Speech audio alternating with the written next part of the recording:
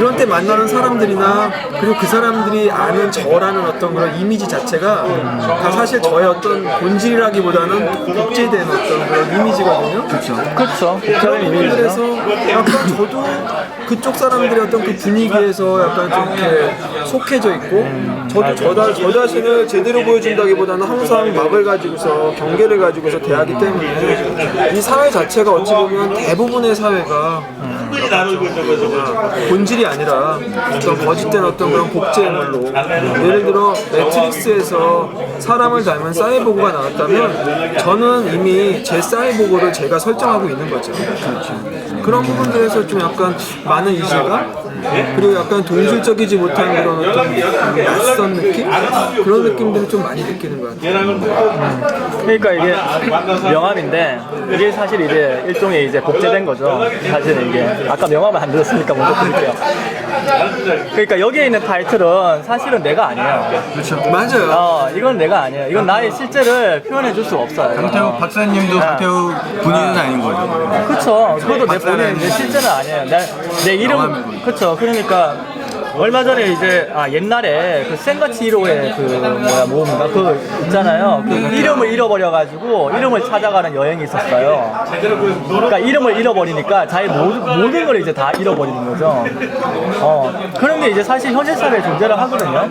그런 걸 보면 그게 이제 그 반증이 아닐까라는 생각을 하게 돼요. 그러니까 아까 이제 교수님이 말씀하신 게 그런 내용이 아닐까라는 생각이 들어요. 뭐 단적으로 보자면 우리 왜 연예인들은 본질적으로 뭔가 약간 지금 굉장히 복제된 어떤 이미지를만 갖고 있는 거잖아요. 맞아요. 그 연예인이라는 어떤 그런 키워드를 보자면 연예인이라는 어떤 그 해당 캐릭터 나는 악역이면 악역 전문 뭐 아니면 여신이면 여신 배우 뭐 그렇게 약간 나뉘어져 있듯이 그 사람들이 어떤 본질은 보지 못하고 뭔가 약간 그 복제된 이미지만 우리가 이렇게 좀 인식을 하고 있고 그 복제된 이미지가 너무나 거대해서 나중에 그 본질이 그걸 이기지 못하고 약간 좀 이제 뭐 자살하는 경우도 있고 맞아요. 좀 본다면 맞아요. 뭔가 그 어떤 복제와 복제의 어떤 그런 복제된 세상이 시뮬라크의 세상이 어떤 현실 세계를 뒤엎는 어떤 전복의 세계라고 볼 수도 있어요.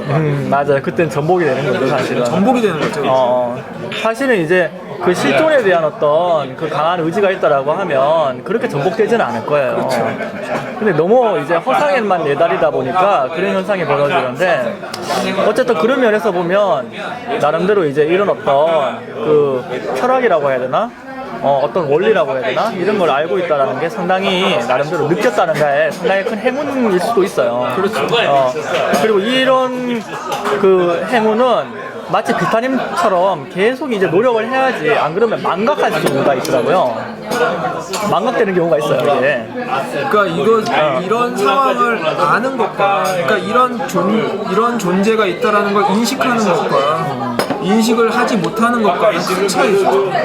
만약에 이걸 우리가 인식을 한다면 거기에서 뭔가 약간 좀 참 거짓을 가르는 어떤 그런 이분법적인 어떤 해석이 아니라 이해하고 넘어가는 것과 전혀 이해하지 못하고 휩쓸리는 것이 틀리니까.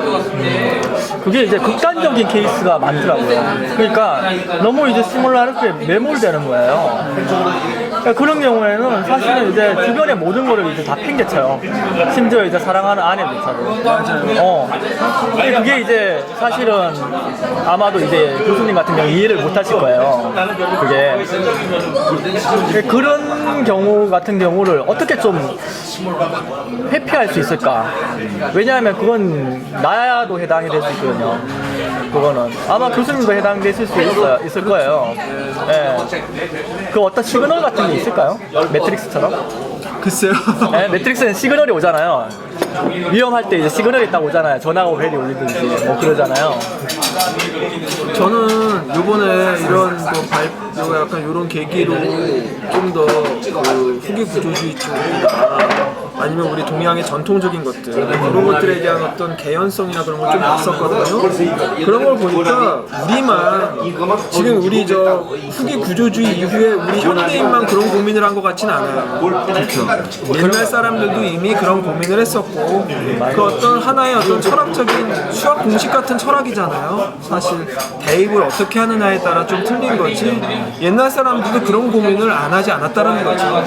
그래서 특히 동양 사람들, 특히 그 약간 좀 그런 그 그림자극이라든지 그런 형태 자체도 약간 그런 부분들에 대한 인식을 좀 다시 재조명하려고 계속 한 거 아닌가라는 생각도 좀 저는 해봐요. 분명히 거기에는 지금 후기 구조주의자들이 말하는 어떤 그런 그 가상 공간이나 그런 개념들이 분명 거기 많이 녹아 있으니까.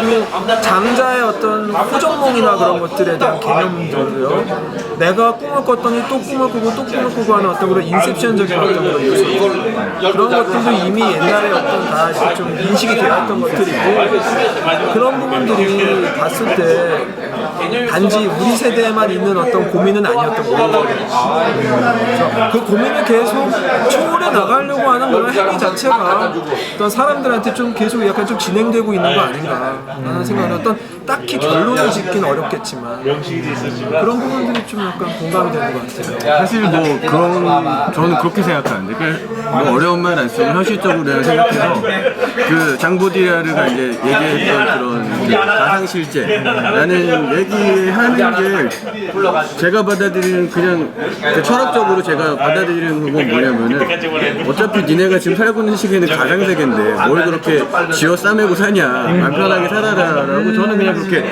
좋게 어떻게 보면 좋게 낙천적으로 생각하면서 그냥 사는 게 맞지 않나. 그러니까 사실 그건 알 수가 없는 거잖아요. 이게 지금 제가 이미지가 복제된 제가 아닌 뭐 하나의 또 다른 게 실체일지 진정한 저일지.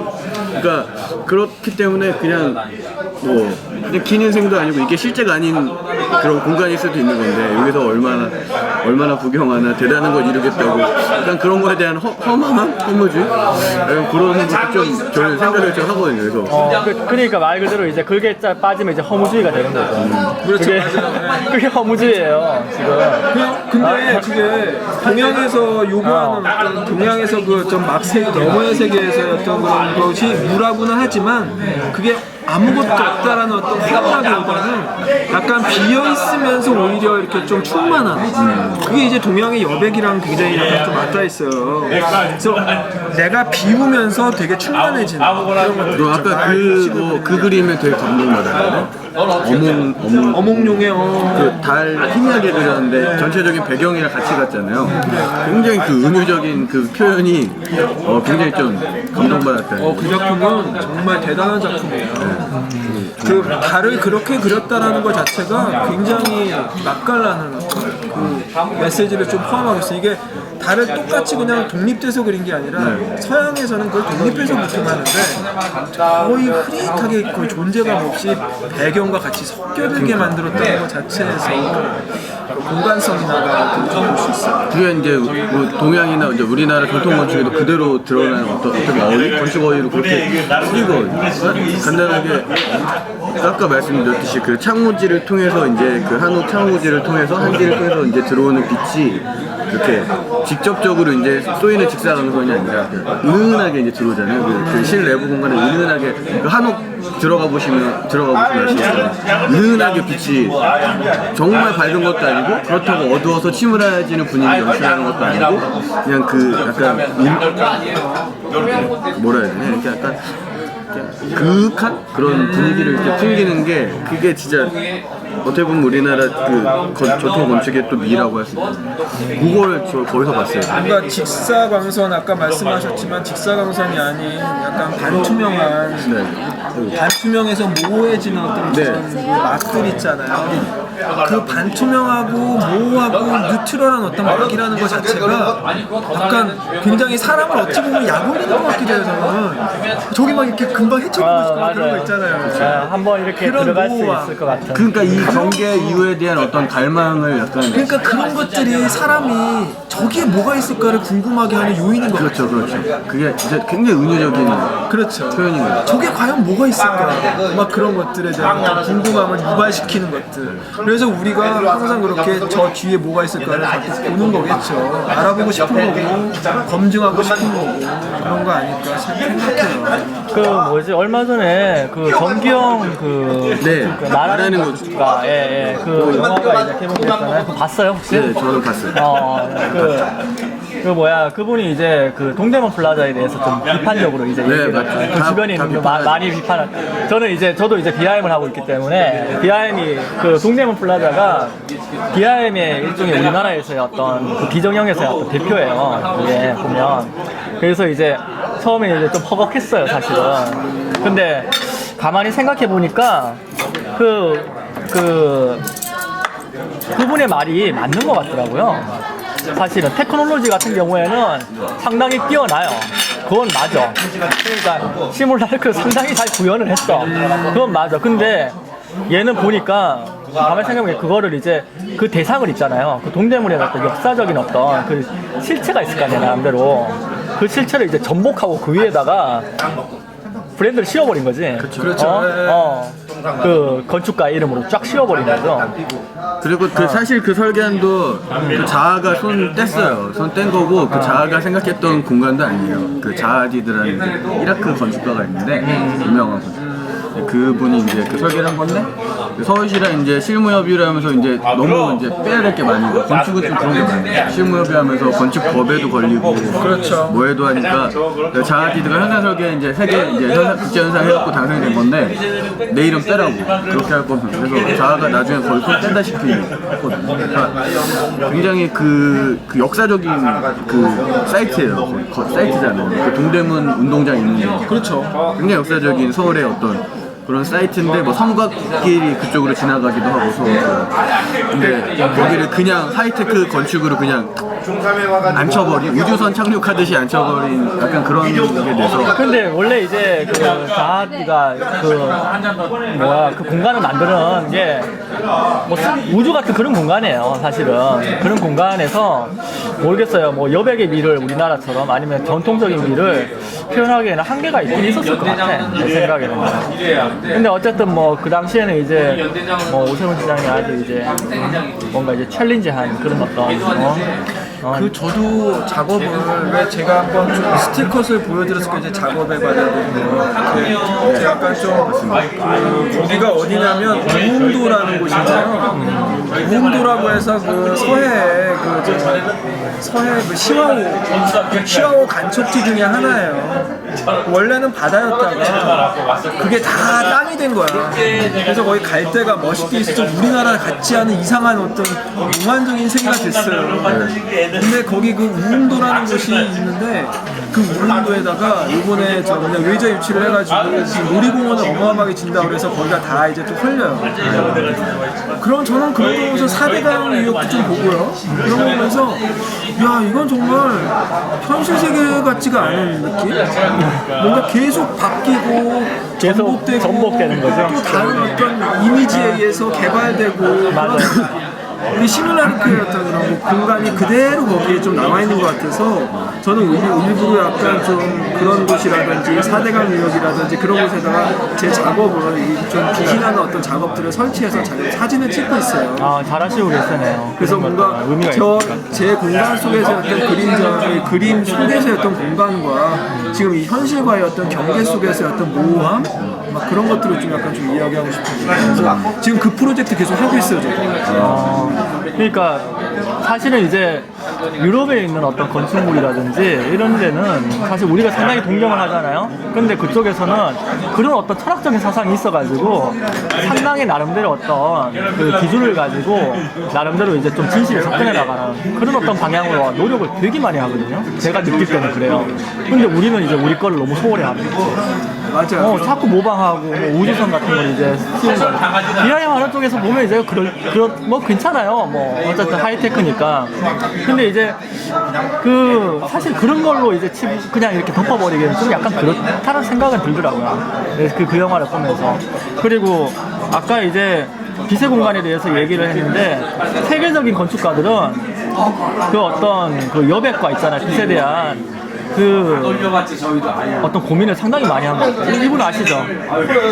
루이스 칸. 네, 알아요. 아시죠? 이분이 이제 결국에는 이제 뭐 어떤 빛의 건축, 그 다음에 이제 명상하는 공간 이런 것들을 많이 이제 도입을 하셔가지고 상당히 이제 아주 그러니까 저절로 이제 존경감이 우러나는 그런 어떤 공간을 이제 만드신 분이잖아요. 그래서 사실 우리나라도 좀 이런 공간들을 좀 만들 수 있는 분들이 이제 좀 많이 나왔으면 좀 좋겠어요. 예. 근데 그렇죠. 그 빛이라는 거를 어떻게 사용하냐에 따라서 왜냐면 이제 빛이 좀 중요한 건 뭐냐면은 왜냐면 우리나라는 실제 아까 말씀드렸듯이 법규에서 걸리고 건축 전체 비에서 걸리고 뭐 걸리는 게 많거든요. 내가 아무리 뭐 철학과 예술을 겸비한 건축가여도 내가 이제 이런 걸 표현하고 싶어도 그런 걸리는 현실의 제약이 너무 많아요. 예를 들면은 일단 사업성이 안 나오면 이거 안 되거든요. 사업성. 그다음에 건축주랑 미팅을 하면은 이렇게 해서 좀 보여주면은 이거 됐고요. 이거 사업성 100% 맞춰주세요. 운동을 딱 해갖고. 네. 근데 그래도 사용할 수 있는 건축 어휘 중에 하나는 빛이라는 요소를 어떻게 쓸 수 있는 내가 계획을 할 수 있으니까. 이분은 그래도 영원히 기억에 남잖아요. 사람들 기억에 남고 그걸로 이제 크게 이제 의미를 가지고 있는 거죠. 거장이시죠. 예. 교수님도 이제 뭐 파이팅 하시고. 저도 하여튼 그래서 아무래도 건축 쪽에 또 지금 건축가 쪽에 이렇게 또 약간 강의도 계속 하고 있고 해서 그런 공간에 대한 어떤 이야기들이나 지역성 그런 거에 대해서 관심을 많이 갖게 되더라고요. 그래서 원래는 그냥 닫혀있는 갤러리에서 제 그림을 전시를 했었는데 이제는 좀 이렇게 밖으로 나가고 싶더라고요. 그래서 아까 말씀하신 어떤 그런 지역성에 관련된 시뮬라크의 어떤 공간, 뭐 약간 왜곡된 공간이나 그런 것들이 현실 속에서도 얼마든지 존재하고 있다라는 것들을 좀 약간 좀 이야기하면서 내 그림 속에서의 어떤 기세 공간에 대해서도 좀 이야기를 하고 싶고 그런 것들이 같이 좀 대비가 되건 공존이 되건 간에 그런 것들이 같이 좀 약간 좀 속해져 있는 장면들을 좀 찍으면서 작업의 어떤 그런 의미나 그런 것들을 좀 규정을 하려고 해요. 예. 감사합니다. 앞으로 활약 기대할게요. 뭐 이 정도로 후기는 이제 끝나고요. 일단은 뭐 나머지는 이제 드시면서 편하게 하시죠. 편하게.